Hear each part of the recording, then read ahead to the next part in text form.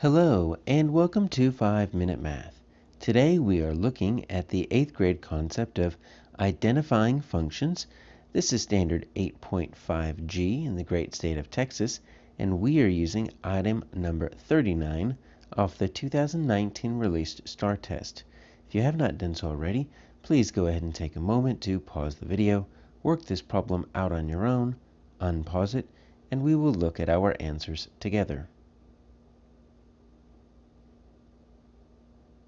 So we've got 4 sets of ordered pairs, and all we need to do is figure out where y is a function of x, and that function is going to be our keyword. Unfortunately, they do not give us any definition. There's no context clues. There's nothing on the mathematics chart, so we need to know before we go into this problem what a function is. So if you're not 100% sure, let's review that real quick.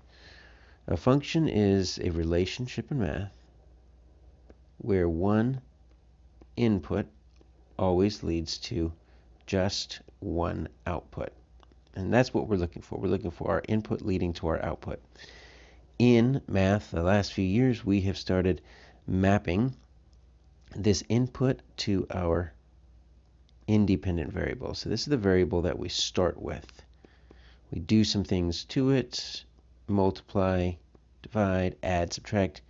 We come out with our dependent variable. So this dependent variable depends on what we do with our independent variable, and its value depends on a whole number of things that we can do, mathematical operations, including exponents and square roots and all of that. So our independent variable is our x. We start with our x, we do some things to it, and then on the other side of the equal sign is usually our y. Even though it can be other variables, typically we start with our x as our independent and our y as our dependent.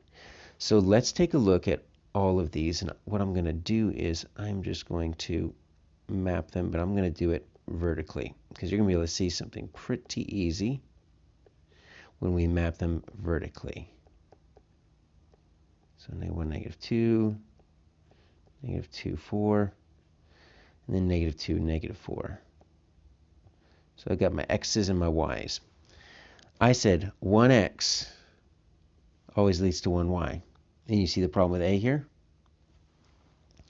I've got 1x right here leading to 2, so -1 leads to 2, but -1 also leads to -2.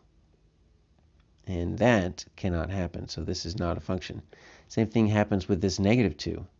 -2 leads to 4, but -2 also leads to -4. So I'm looking for 1x always leading to 1y. So let's check our b. So I've got 0, 0. I've got 1, 1.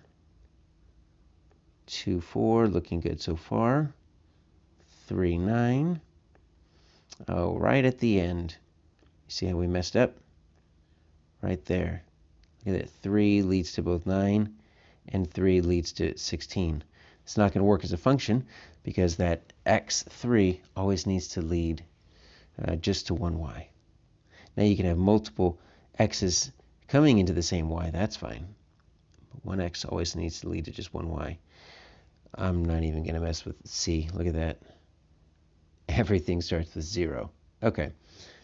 So it's 0 as x is all the way across, right? That's just a vertical line. Let's look at D. Hope this is it. All right, so I've got 0, 0. Get -1. Oh, we have a decimal here. -0.5. I've got -2, -1.